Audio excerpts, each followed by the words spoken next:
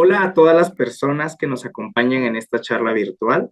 A nombre del Consejo Nacional para Prevenir la Discriminación, el CONAPRED, les damos la más cordial bienvenida a este ciclo de conversatorios 2023. Ser diferente es mi derecho. Agradecemos a todas las personas que se encuentran conectadas en nuestras plataformas institucionales y esperamos que este conversatorio sea de su agrado. El tema que abordaremos el día de hoy es negrofobia. Y para hablar de este tema es importante comprender qué es la negrofobia y cuál es su relación en el ejercicio de los derechos humanos, y en específico el derecho a la igualdad y la no discriminación. Para ello nos acompañan tres personas afromexicanas y afrodescendientes: Dona Jiménez Tello, Junco Ogata Aguilar y Lucila Cristal Laredo Domínguez, quienes además de ser colaboradoras ya han sido partícipe en otras actividades de este Consejo Nacional para Prevenir la Discriminación, por lo cual agradecemos mucho su respuesta a esta convocatoria. De igual manera, me gustaría presentar a nuestros colegas Wendy Sánchez y Rubén Gautier, quienes nos estarán acompañando todo el conversatorio en la interpretación simultánea al lenguaje de señas mexicano.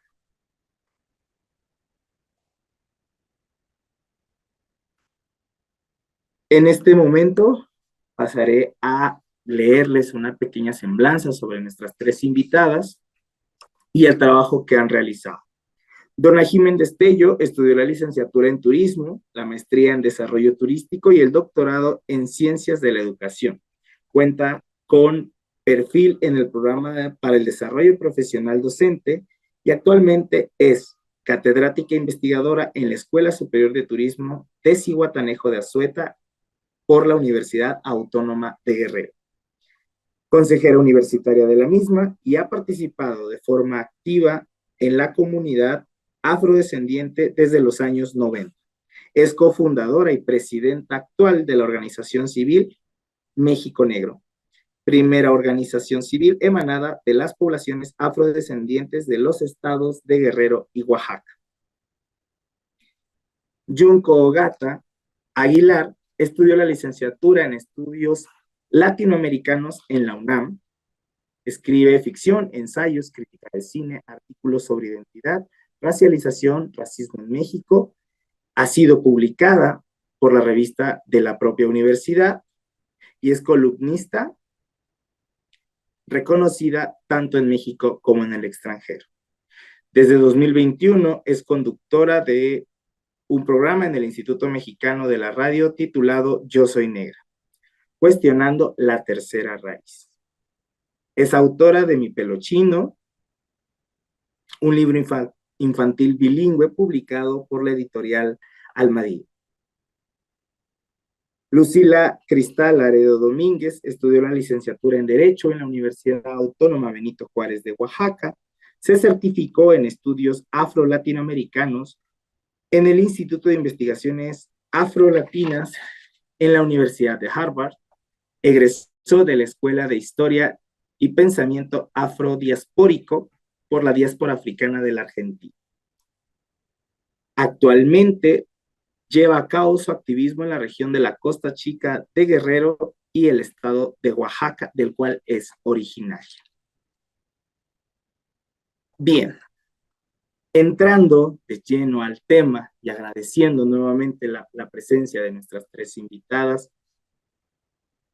abriremos el diálogo compartiendo estas experiencias sobre la negrofobia, comprendiendo la negrofobia como esta práctica o como lo nombraba Jody David, este miedo irracional a las personas negras, ¿no? Este término que ha aparecido en el sur de California en su momento y que hoy vemos con una repercusión en México, claramente con sus particularidades, con sus formas de ser y sus propias consecuencias en distintos puntos de nuestro país, ¿no? Comprender que estas prácticas discriminatorias no se viven de igual manera en Guerrero que en Oaxaca, que en las Bajas Californias o puntos alejados quizás de la lucha afrodescendiente, como puede ser el estado de Quintana Roo. Y para eso me gustaría abrir la pregunta con una participación de nuestras tres invitadas, que es, ¿por qué es importante hablar de negrofobia? Donají. Gracias, buena tarde a todo el equipo de CONAPRED y al público que nos acompaña. Bueno, la migración es fundamental hablar de ella, a conocer sobre esta situación, puesto que todos los seres humanos somos migrantes. En ese sentido, en el caso particular de nuestro país, en los últimos años, la migración desde la parte del sur de lo que es Centroamérica hacia México, porque tienen que cruzar nuestro país, se ha venido eh, pues viendo con situaciones muy lamentables, situaciones que nos hacen reflexionar, porque uno de los principales afectados son las infancias que vienen en este recorrido de migración. Por otro lado, también es importante reflexionar que no se conocen todos los procedimientos para poder atender a las personas en situación de migración. Y en este sentido, pues, pues también nos está afectando. ¿Qué tiene que ver la migración con la parte de la negrofobia?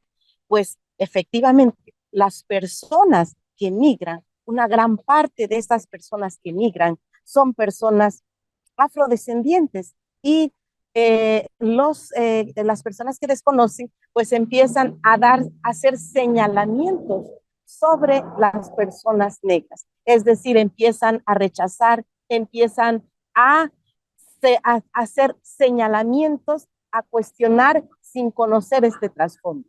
En este sentido, pues la negrofobia está afectando o es una afectación que está pasando factura principalmente en el contexto que estaba mencionando a la parte de las personas migrantes que son afrodescendientes y que, pues bueno, por estas situaciones de tener una mejor calidad de vida tienen que cruzar para el caso de México, nuestro país, y que bueno, vienen afectándose con esta situación. Muchas gracias, Donají. Y es muy importante el cómo lo abordas desde este contexto de las personas de movilidad y estas acciones o estas actitudes connacionales que se han presentado en distintos puntos, comprendiendo como tal a la negrofobia como este conjunto de acciones de desagrado, desprecio y rechazo de las personas afrodescendientes, afromexicanas, africanas. Junco, por favor. Claro, muchas gracias. Estoy de acuerdo con Donají, que hace un énfasis en la migración, y yo quiero plantear la importancia de hablar de la negrofobia en el sentido en el que también es una doctrina o una ideología que construye una idea muy rígida de cómo son, por ejemplo, las personas mexicanas, cómo nos vemos, cuál es la cultura que tenemos. Y entonces, si no encajas en ese ideal, que en este caso es un ideal mestizo, un ideal tratando de ser blanco, pues se cuestiona constantemente nuestra pertenencia a los territorios de los que somos, porque, y bueno, esto ya es como un discurso viejísimo, ¿no? Pero que la gente negra no puede ser mexicana o que no hay gente negra mexicana, y pues bien sabemos que no es el caso. Entonces creo que esa es una parte importante. Y también pues el rechazo que se vive de las personas negras en espacios institucionales, perdón, en espacios institucionales donde tenemos menor acceso a servicios de salud, de vivienda, laborales dignos, y, y esto pues inevitablemente afecta nuestra calidad de vida y el acceso que tenemos a toda clase de oportunidades sencillamente por ser personas afrodescendientes. Muchas gracias. Sí. Y es importante retomarlo también como esta legitimización que ha existido sobre prejuicios, actitudes, prácticas racistas, ¿no? Estas cosmovisiones generadas en distintos puntos del país a partir de la construcción del Estado-Nación sobre cómo podíamos ser o no las personas mexicanas. Lucila, en este mismo sentido y compartiéndonos desde tu experiencia, por favor, ¿por qué es importante hablar de la negrofobia? Bueno, si bien ya lo mencionaba la maestra Donají, lo mencionaba Junco, la negrofobia no solamente se reduce a el miedo a los negros, sino es un acto racista, es un posicionamiento racista, y aunque se trate de justificar de que es solamente el miedo a las personas negras o al miedo a lo negro, va más allá porque nos afecta en todos los ámbitos, como lo mencionó Junco, y hago recalco porque históricamente hablando, este racismo, esta negrofobia también provocó la invisibilización del pueblo afromexicano. Hablando precisamente de México, se borra, se niega, se invisibiliza por completo, y esto nos provoca a nosotros como afromexicanos no participar en programas de gobierno, no participar en proyectos, no ser tomados en cuenta también en espacios institucionales, y es a raíz de todo el trabajo que se ha venido haciendo por parte de los activistas afrodescendientes, por parte de la población negra, que se ha venido tratando de romper esa brecha, ¿no? Pero es importante mencionarlo también porque el hecho de no mencionarlo, lo que no se nombra no existe. Entonces es importante que se mencione, porque es importante que nosotros también contemos nuestra historia y hablemos desde lo que sufrimos justificado en esto, ¿no? Muchas personas se justifican en la negrofobia de acciones violentas hacia nosotros como personas negras. En lo particular, desde lo personal, como juventud negra, como una persona afrodescendiente, he sido violentada por docentes, por maestros, por personal de las instituciones de gobierno también, por ser una persona negra. Entonces es importante que se nombre para que también haya sanciones respecto a ello. Muchas gracias por compartirlo. Justo abordas la discriminación como tal, la discriminación de las personas negras, afromexicanas, afrodescendientes, teniendo un vínculo directo con la negrofobia, ¿verdad? Definitivamente es este primer bloque nos ayuda a comprender por qué desde distintos espacios es necesario hablar sobre la negrofobia y las consecuencias que tiene, ¿no? Partiendo de una realidad como puede ser la Ciudad de México, entrando a otras entidades federativas con otras dinámicas, las personas cuando rompen fronteras regionales y llegan quizás de contextos rurales a contextos urbanizados. Aquí es donde me gustaría arrancar y me gustaría arrancar contigo, Junco, con respecto y con una pregunta muy específica. ¿Qué opinas sobre la negrofobia en el ámbito social, hablando en lo laboral, lo educativo, la salud, la seguridad y la justicia?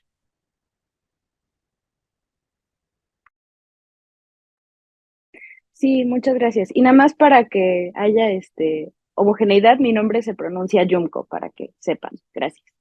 Entonces, pues en este sentido creo que es bien importante que hablemos precisamente de las repercusiones institucionales, porque cuando tenemos estas conversaciones es fácil pensar en las agresiones interpersonales, ¿no? De, es que me hicieron tal cosa en tal lado, y lo vemos como algo individual, como algo que nos pasa a nosotros, nosotras, nosotres, que incluso podría ser como bueno, tal vez estoy exagerando, bueno, es que tal vez venía de malas la persona que me atendió, o es más fácil como revictimizarnos porque nos dicen que pues no, eso no existe, eso no pasa, no tienen por qué tratarte diferente.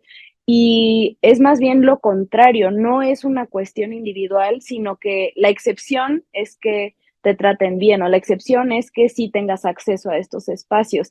Hay una tendencia sistémica, es decir, en todos los espacios institucionales, pues esta tendencia a despreciar, a tratar mal, a no dar acceso a las personas negras, no únicamente a las personas negras, pero bueno, este es el caso particular del que hablamos, y que se trata, por ejemplo, hablando de los trabajos, la cuestión del cabello es muy importante porque muchas personas negras tenemos el pelo chino o hay personas que tienen el pelo afro. Y una barrera bien importante para conseguir trabajos dignos es que dicen que una tiene que llevar el pelo lacio o relamido, ¿no? O que dicen que estamos despeinadas y que ahí podría ser fácil que nos la quisieran voltear, ¿no? Ah, pues nada más aláciatelo, ¿no? ¿Qué te cuesta? Aláciatelo y ya, no pasa nada. Y en realidad, pues es una cuestión de violencia porque a las personas que tienen el pelo lacio no las obligan a cambiar o no les dicen que su cabello es sucio, desarreglado, etcétera. Y esa es tan solo una expresión de la violencia institucional.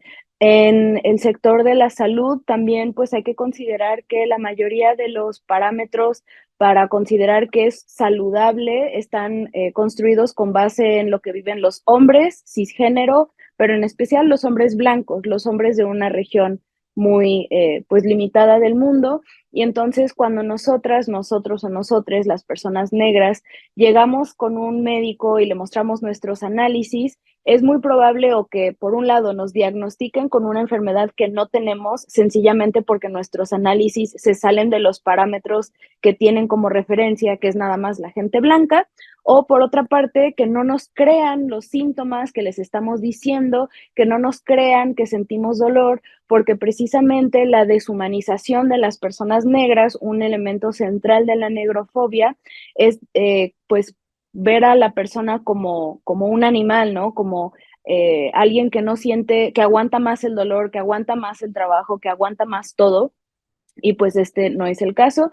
Y por último, en esta parte de la salud, hacer un énfasis en la violencia obstétrica, que no lo documentamos en México de acuerdo con raza, ¿no? A grandes rasgos, pero es bien importante hacerlo porque las mujeres indígenas y las mujeres negras vivimos índices mucho mayores de violencia obstétrica por cosas tan sencillas como no hablar la misma lengua que los médicos que nos atienden, ¿no? Hay muchas mujeres afroindígenas y pues no debería de ser una condición para que nos traten bien en los centros de salud y en los hospitales que hablemos castellano, sobre todo en regiones rurales donde pues la mayoría de las personas no hablan castellano, ¿no?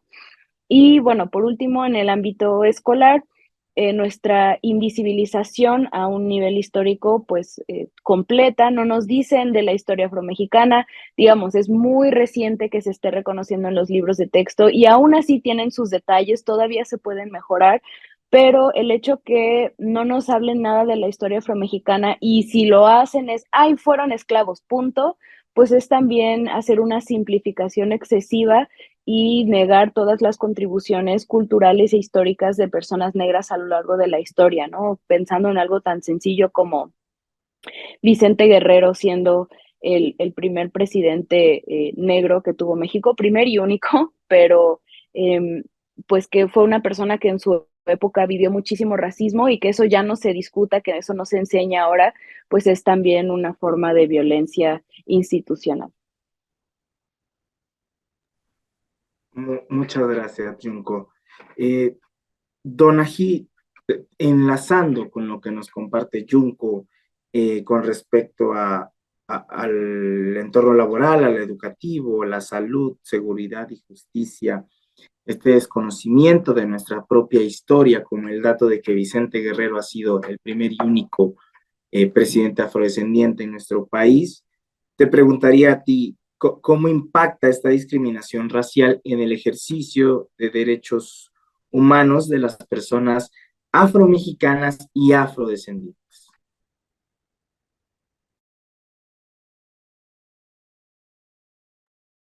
Tu micrófono, por favor. Lo que nos acaba de compartir Junko y relacionándolo con tu pregunta, tu planteamiento, sí mencionar que en el censo 2021 el 50.4% somos mujeres. En este sentido, estas discriminaciones que estamos pasando y esta negrofobia que sí, se está puntualizando desafortunadamente mucho más, es, es, eh, es, eh, es como de pronto nos quisieran amarrar, nos quieren detener. Sin embargo, estamos avanzando. Te voy a pedir otra vez, hazme la última pregunta cuando me decía, la última parte de esta pregunta, por favor. Te perdí aquí el audio, por favor. Claro, ¿cómo impacta esta discriminación Ok, racial de la que hayan sí, preguntado? sí, Junco, gracias. Sí, el impacto desafortunadamente es un punto que no se toma y que debemos de poner en la mesa. Esta parte de la afectación emocional, la salud mental de todos los afromexicanos y afrodescendientes, de verdad que debemos de tomarlo en cuenta. La salud mental para nosotros, en esta parte no es atendida y cuando uno lo aborda desde esta vivencia cotidiana, cuando yo estoy mencionando, he estado en el hospital prácticamente durante unos 10 días y he estado observando esta parte de desesperación, lo que acaba de decir Junco. Encontré una paisana que hablaba lengua materna afromexicana y que no podían comunicarse con el médico, los enfermeros, las enfermeras. Y entonces se siente una desesperación y decía, me compartió, ¿cómo puedo hacer yo para sacarme esto que traigo en la cabeza? Entonces, estoy relacionando esta parte de la salud mental, de estos señalamientos, de esta desatención que es una situación diaria. En este sentido también, esta falta de sensibilización que tenemos en las y los servidores públicos en todos los niveles, ¿verdad? Desde la salud, la educación. En la educación hay muchos ejemplos. La compañera Lucila nos acaba de plantear la que ella ha pasado, pero allá hay, a los que nos están viendo, los que nos están escuchando, también han pasado y no tenemos esta cultura de denunciar. Luego, entonces, es importante pues que estas desigualdades que estamos pasando desde la salud, la educación, la parte jurídica, cuántos despojos de casas, de terrenos tenemos porque no conocemos nuestros derechos y como personas afromexicanas, afrodescendientes que tenemos espacios, tenemos algunos espacios a lo largo y ancho del territorio nacional y que por otras situaciones que yo ya lo he comentado, por llegar inversiones extranjeras para alguna cuestión de inversiones, nos están desplazando, nos están quitando esos espacios y a la par también empiezan a construirse estos espacios y están dañando el medio ambiente, que van a ver nuestros hijos a futuro. De verdad, es desafortunado. Por otra parte, en este mismo sentido, esta brecha salarial, que tampoco hay esa igualdad, ¿eh? Y mencionar en particular que desde la parte de nosotros, afrodescendientes afromexicanos, las mujeres somos las que ganamos menos.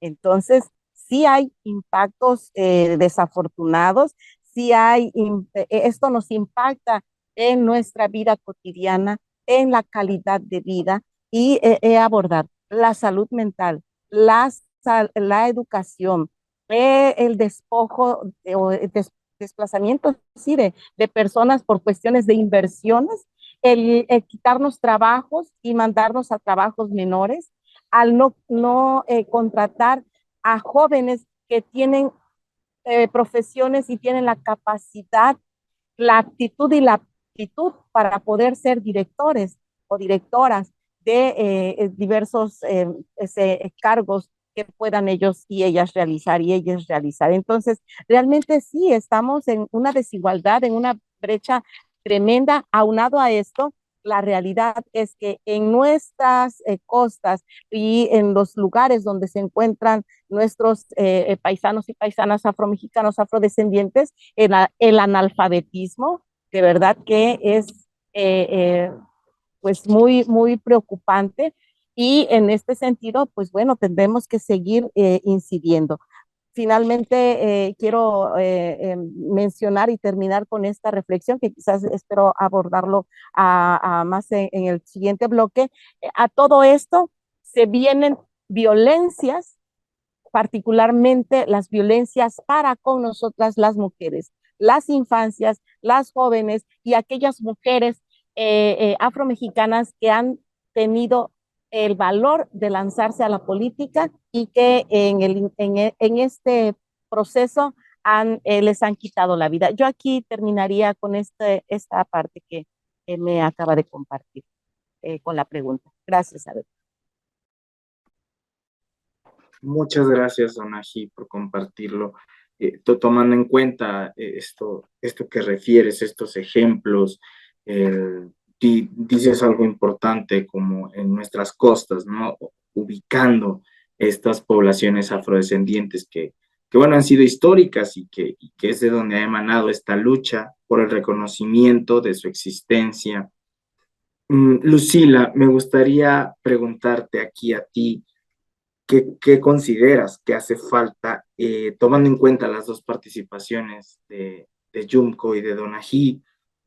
¿Qué haría falta en este país para erradicar estas conductas, expresiones, discursos y narrativas de odio racial? Bueno, para nutrir un poco, porque creo que Junko y la maestra Donají abordaron bastante, que sí es necesario y sí es importante.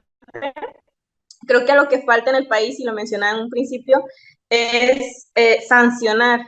México no tiene el racismo tipificado como delito, y hay muchísimos países que no, pero el racismo es un delito, tiene que tipificarse como un delito de odio también. Eso es algo que falta y que es puntualmente necesario para erradicar esto. Actualmente tenemos el CONAPRED, que si bien es una gran ayuda para la población afrodescendiente, porque sí sanciona la discriminación, pero creo que aún podemos ir más allá, y muchas personas, las sanciones que pone el CONAPRED no son las que a las personas les teman o hagan algo, dejen de ser racistas, ¿no?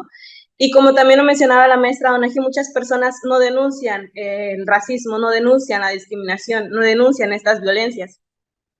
Y esto también a raíz de lo que ya mencionaba Junko, que es esta carencia educativa que tenemos en las comunidades afrodescendientes. Y cuando hablo de las comunidades afrodescendientes no me refiero solamente a la zona rural, sino también a las periferias urbanas, que es donde mayormente se concentra la población descendiente, que en un principio mencionaba la maestra Donají sobre las migraciones, que muchas personas migran a la Ciudad de México y se quedan en estas periferias, ¿no? Y ahí es donde también tienen esta carencia educativa.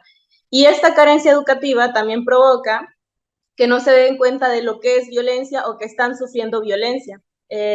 Hago rápido un ejemplo. En mi comunidad hubo una maestra de preescolar que estuvo cometiendo actos racistas en contra de infancias en preescolar. Y lo digo porque yo fui una de las víctimas de esta profesora.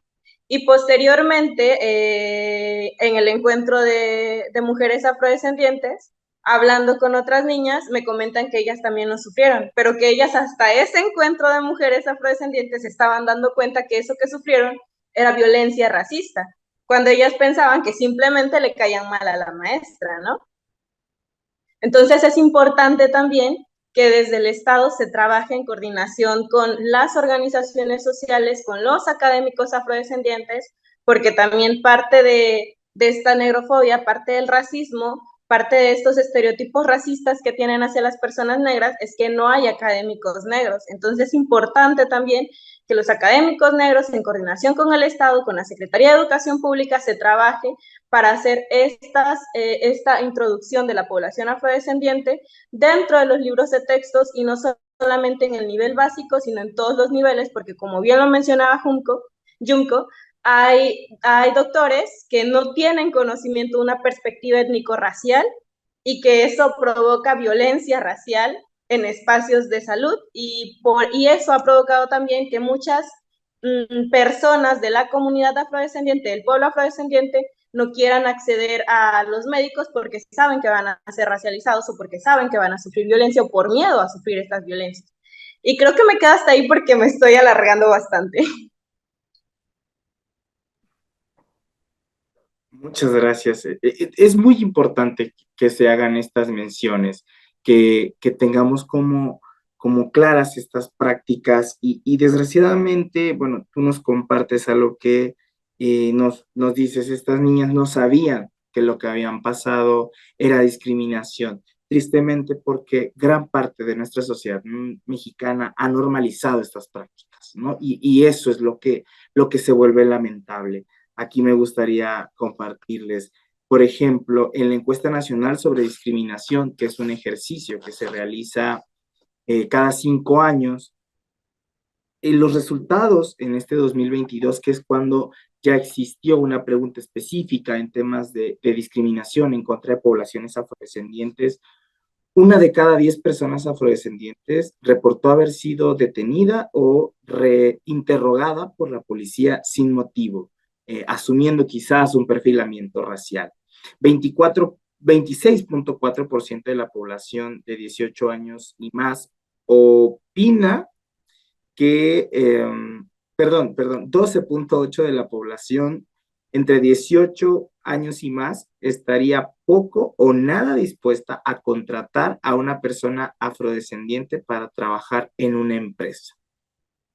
El 7.5% de las personas entrevistadas considera que se justifica de alguna manera burlarse de alguien en la calle por su tono de piel, ¿no? Estas conductas normalizadas que también se ha traducido, ¿no? a contenidos audiovisuales, al entretenimiento de consumo, a las propias marcas de comestibles, ¿no? y de bebidas que existen en nuestro país. Aquí hay un dato muy importante que considero que en el caso de lo que mencionaba Donají y lo que mencionó Lucila al final, sería interesante. En este mismo ejercicio, en el NADIS 2022, obtenemos de que 1 de cada 5 niñas y niños entre 9 y 11 años considera que es mejor tener la piel blanca, entendiendo una discriminación estructural que se vuelve operativa y que se normaliza en nuestras escuelas. Teniendo en cuenta estos datos que nos arrojó la ENADIS 2022, abriría una ronda con las tres para conocer qué propondrían para eliminar, y en seguimiento a esta última participación de Lucila, la pregunta se entrelaza. ¿Qué se propone, qué se necesita para eliminar estas prácticas de discriminación hacia la población afromexicana y afrodescendiente? Y sobre todo para que en el siguiente ejercicio en ADIS, estos números bajen, ¿no? Y estas percepciones ya no sean tan normalizadas. Arrancaría con Donají, por favor. Gracias. Bueno, fundamental es hacer estos trabajos con las asociaciones civiles, los colectivos, colectivas, que estamos directamente trabajando con y para las comunidades. Somos las y los les que tenemos la información cotidiana, diaria, de lo que se suscita en nuestros pueblos y comunidades afromexicanas, en las áreas, en los cinturones, pues sí, también de miseria que viven en la Ciudad de México, en el Estado de México y en las grandes ciudades, como puede ser turísticas, como lo es Cancún, Acapulco, Los Cabos y la parte de Tijuana, ¿no? Esa sería una de los puntos que yo pondría en la mesa para que trabajáramos por ejemplo, con ustedes, que es el Consejo Nacional para Prevenir la Discriminación, y nos pudieran dar esas pautas para poder trabajar con los y las docentes en los pueblos y comunidades. Pudiera ser un buen ejercicio esta propuesta. Y la siguiente sería hacer esta integración, este trabajo colaborativo con, en este caso, con los tres niveles de gobierno, a nivel municipal, estatal y federal, con sus respectivas áreas, que realmente se trabaje en forma directa. Pero la primera apuesta sería esa. Y la otra es que es importante hacer este ejercicio de denuncias. Es importante decir, en mi escuela yo sufrí violencia por mis trencitas, ¿ok? Porque no me peina, porque mi cabello está ensortijado, poner de manera inmediata esta queja, que el CONAPRED lo hace, pues también lo podemos hacer vía digital, y que es muy fácil, y que la atención que nos dan para cuando hacemos este tipo de denuncias es una atención y un seguimiento personalizado, lo digo por experiencia porque lo vivimos con mi hija, y que vino finalmente en la escuela donde se suscitó esta situación y que se hizo la denuncia, pues sí, reflexionaron, no les cayó muy bien, pero pues tienen que comprender que la población, que nosotros somos diferentes por nuestras características, por nuestra cultura, y porque no debemos de estar en esta estandarización de peinarme sin que se me salga un cabellito, sin que se me salga el cabello ensortijado. Entonces, yo les comparto, tienen alguna situación en cuestiones de discriminación, pues aquí está la CONAPRED, que de verdad nos atiende muy bien, y yo felicito a todo el equipo que atiende a esta área, y a la titular, que siempre está al pendiente de nosotras y nosotros. Gracias. Muchísimas gracias y evidentemente desde el Consejo Nacional para Prevenir la Discriminación estamos en plena disposición de seguir trabajando en atención de este grupo históricamente discriminado. Junco, seguiría contigo esta misma pregunta que se abordó con Donají. ¿Qué sería lo que tú propondrías o qué consideras que es lo que se tiene que hacer?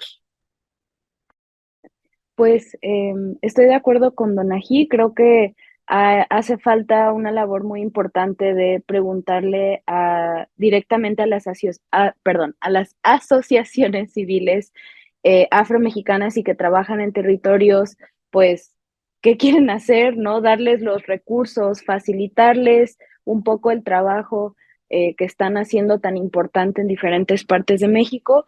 Y pienso que sí hace falta una educación extensiva que tenga perspectiva antirracista, hablar de qué es el racismo, qué es el antirracismo, ver cómo nos afecta a quienes. A lo largo del último mes he estado viajando por todo el estado de Veracruz, en organización con el Instituto Veracruzano de la Cultura, justamente facilitando talleres de antirracismo, tanto para profesores, para público en general, y algo de las cosas más importantes que he aprendido en estos talleres es que muchas personas saben qué es el racismo, han vivido racismo, pero no tenían o los términos específicos para nombrarlo, o era, como les decía hace un momento, como, no, seguro estoy exagerando, seguro soy yo, y que uno les pueda confirmar que no están locos, ¿no? Que lo que vivieron, pues sí ocurrió, que sí es algo que pasa, es creo bien importante. Y por otra parte también, pues ver cuáles son los discursos que llegan a la audiencia a gran escala en los medios de comunicación, en los periódicos, en las redes sociales sobre las personas negras, ¿no? Porque eh, el entretenimiento, el mundo de las artes, la literatura en México tiene una historia de negrofobia muy fuerte, sea desde el Memín Pingüín hasta Rarotonga o Zonga, como le llamen, el Negro Tomás, pero también hasta la fecha con actores y actrices de teatro que hacen blackface, es decir, que se pintan la piel más oscura para parecer gente negra, que se ponen pelucas afro, que hacen como una caricatura de lo que somos, y que pues se condona todo lo que hacen porque es arte, según, ¿no? Porque están interpretando un papel. Y pues no me parece que sea una forma adecuada de representar, de mostrar la historia afromexicana. Y bueno, en contraste, sí hay muchos otros proyectos de cine, de teatro, de literatura, de concientización en redes sociales de personas afromexicanas y afrodescendientes que están precisamente enfrentándose a esto. Entonces, documentales como Negra, de Medjin Tewolde, Jamaica y Tamarindo, de Bonnie Bailey. Medjin acaba también de sacar una película sobre Yanga, también hay una obra de teatro sobre Yanga que a mí me pareció muy, muy bonita, que vi hace algunos años. Eh, Hay toda una serie de esfuerzos, ¿no? De personas afromexicanas por redignificar las narrativas que se hacen sobre nosotras, nosotros y nosotres desde hace 500 años, y creo que es importante que se nos faciliten espacios para que esas sean las narrativas que tengan mayor atención y no el negro Tomás, ¿no? Y por último, pues sí, precisamente que se haga mayor énfasis en tipificar esto como los crímenes de odio que decía Lucila hace un momento, que no se quede nada más en, una disculpa si se ofendieron, ¿no? Como culpando a una por señalar la agresión, y que realmente haya consecuencias que permitan construir algo distinto, que no se quede nada más en, ay, chin, nos equivocamos y ya.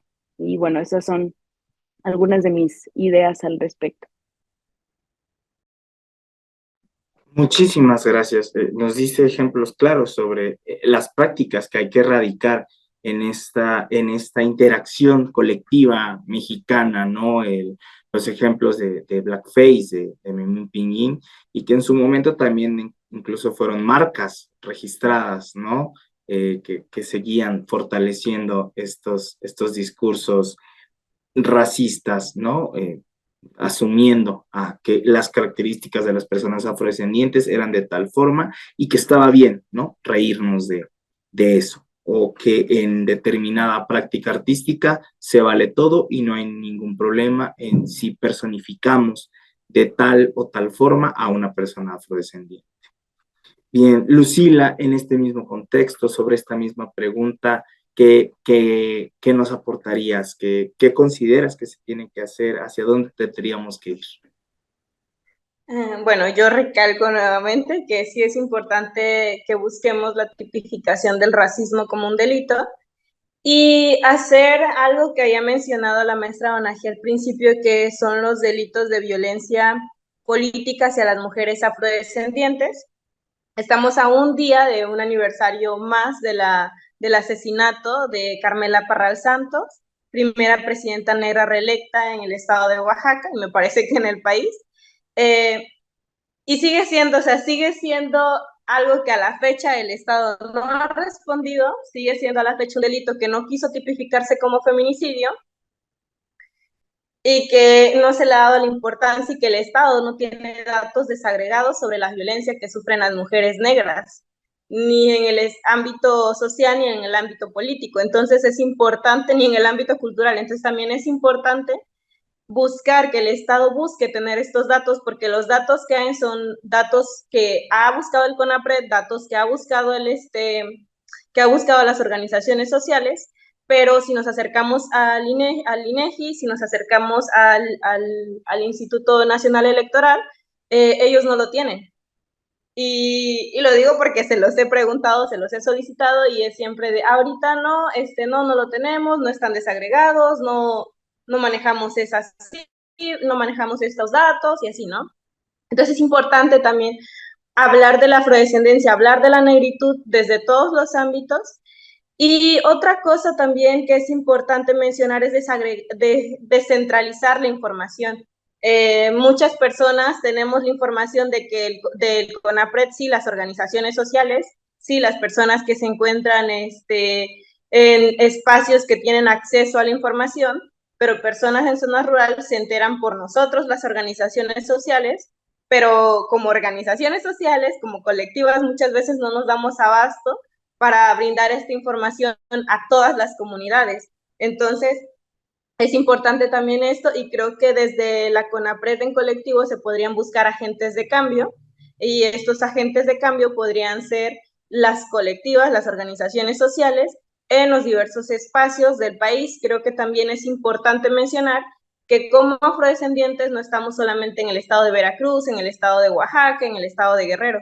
Sí, son los estados con mayor presencia de personas autoadscritas, pero somos una diáspora, estamos no solamente en todo el país, sino en todo el mundo. Es importante también hacer mención de esto y es importante seguir hablando de la afrodescendencia para que más personas reconozcan su ascendencia negra, reconozcan esta historia y también reconozcan todos los aportes que ha hecho la población negra al país y se siga trabajando en colectivo, como también ya lo mencioné hace rato, el trabajo de la SEP con la historia negra, porque es importante, que es urgente que se tiene que trabajar este ámbito de mencionar nuestra identidad dentro de los libros de texto y mencionarla desde la dignificación y el respeto también. Es cuanto. Muchísimas gracias.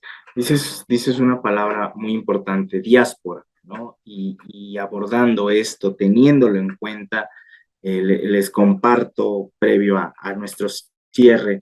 El 31 de agosto de 2021, las Naciones Unidas celebró por primera vez el Día Internacional de los Afrodescendientes con el propósito de promover las contribuciones de la diáspora africana en todo el mundo y eliminar así todas las formas de discriminación en contra de estas personas. Esta fecha sirve año con año para promover la justicia social, la creación de las políticas públicas de inclusión, erradicar el racismo, la discriminación, la marginación, la intolerancia y promover los derechos humanos con el objetivo de avanzar en los planos legislativos, normativos, institucionales, culturales y sociales. En ese sentido, pues en estas participaciones que tuvieron y estas propuestas que nos dan, entendemos que todavía hay un camino muy, muy largo por recorrer. En nuestro país han habido avances desde el Consejo Nacional para Prevenir la Discriminación. Saben perfectamente que las puertas están abiertas para seguir trabajando en el tema.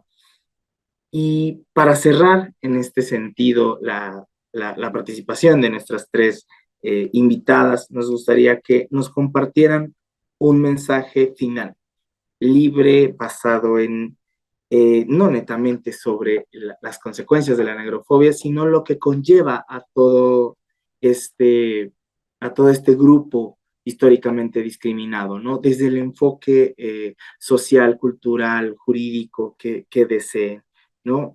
Que, que quisieran dejar, ¿no? Como mensaje en este conversatorio que se realiza en el marco del Día Internacional de los Afrodescendientes. Don Ají, por favor. Gracias. Es importante acercarse a nuestras asociaciones, a nuestros colectivos, para conocer más sobre la población afromexicana y afrodescendiente.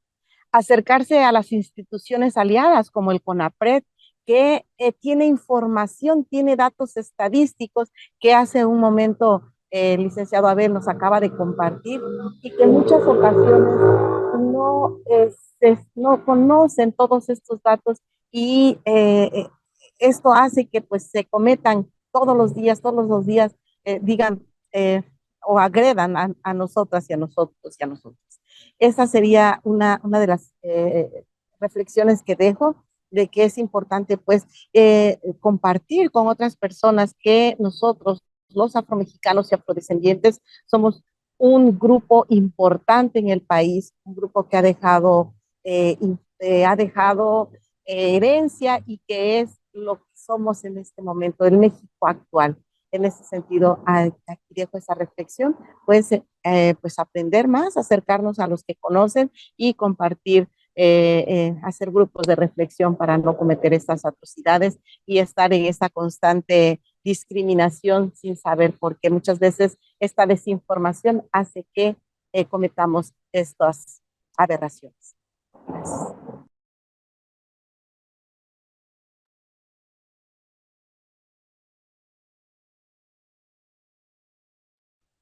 Junko, por favor.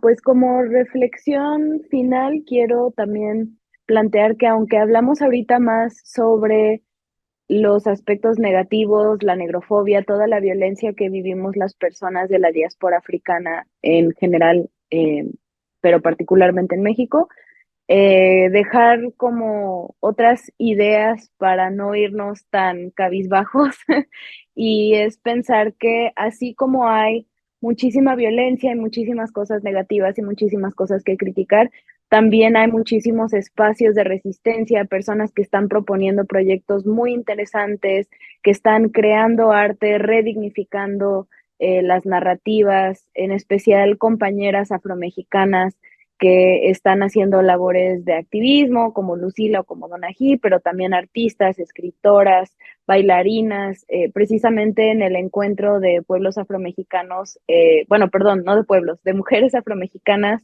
en Tamiagua, que fue apenas ahora en julio, tuve la oportunidad de estar y vi que pues las compañeras están haciendo de todo, que realmente hay una labor activista detrás, hay una labor por tratar de cambiar no solo nuestras propias realidades, sino las de las generaciones más jóvenes, las niñas, niños, niñas, que están aprendiendo a ser tal cual y que estamos tratando de construirles espacios donde nombrarse como una persona negra no sea algo que les dé vergüenza o algo que los vaya a exponer a más violencia, es tratar de mostrarles también con orgullo quiénes son, quiénes somos y todo lo que estamos haciendo para darles algo mejor a ellos, ellas, ellas.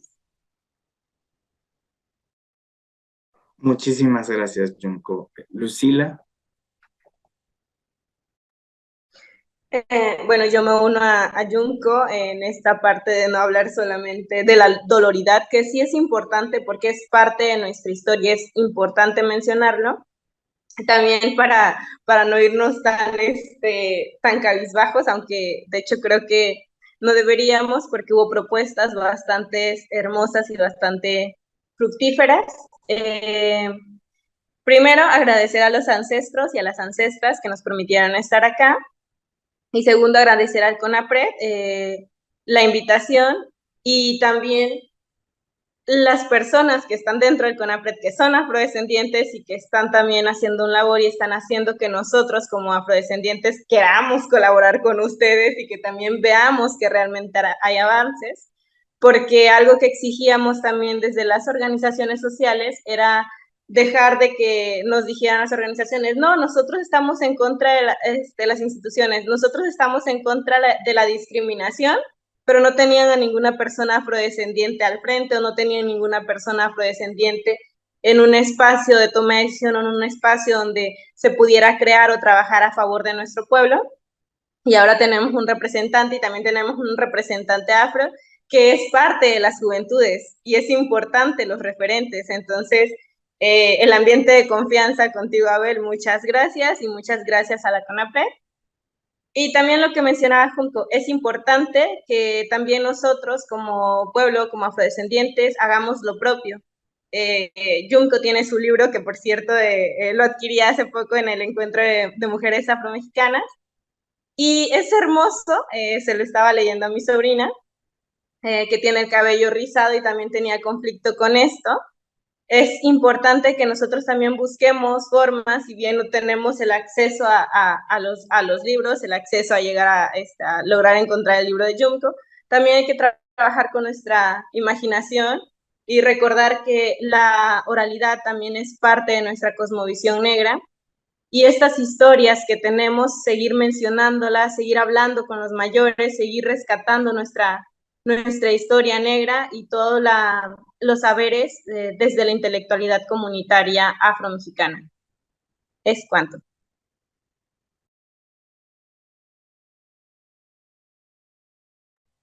Muchísimas gracias, en verdad. Y bueno, sus últimas palabras te agradecen muchísimo desde el Consejo Nacional para Prevenir la Discriminación. No tenemos más que agradecerles por permitirnos escuchar estas experiencias, escuchar sus voces de lucha, de investigación, de oportunidades que se pueden ir abriendo entre sociedad civil, entre la academia, entre activistas independientes y este Consejo Nacional. Sin duda consideramos que este tipo de conversaciones van a van a ayudarnos a mostrar la importancia de reconocer esta diversidad cultural existente en nuestra sociedad y sobre todo reconocer también como colectividad y como sociedad en dónde hemos fallado dentro de estas convivencias sociales y estos intercambios culturales.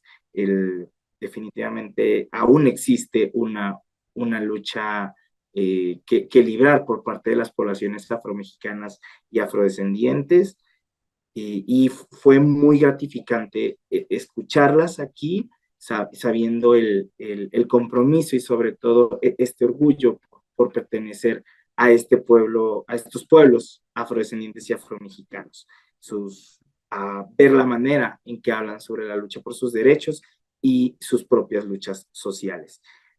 Al público, a las personas que nos hicieron el favor de acompañarnos, muchísimas gracias por conectarse a través de nuestras plataformas digitales, institucionales, y recuerden que hablar sobre negrofobia no solamente es hablar sobre un discurso y generar contrapartes, ¿no? Ni evidenciar tal cual.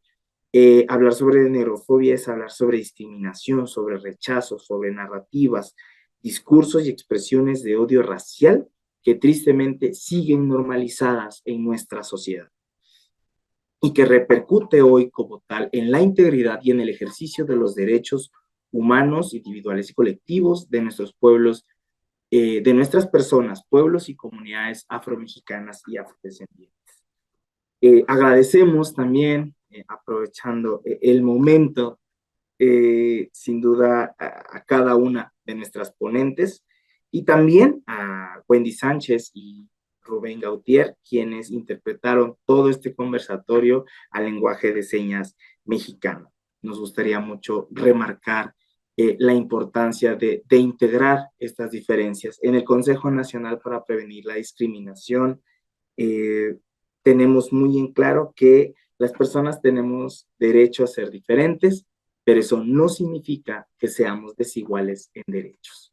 Muchísimas gracias por acompañarnos. Hasta la próxima. Muchas gracias.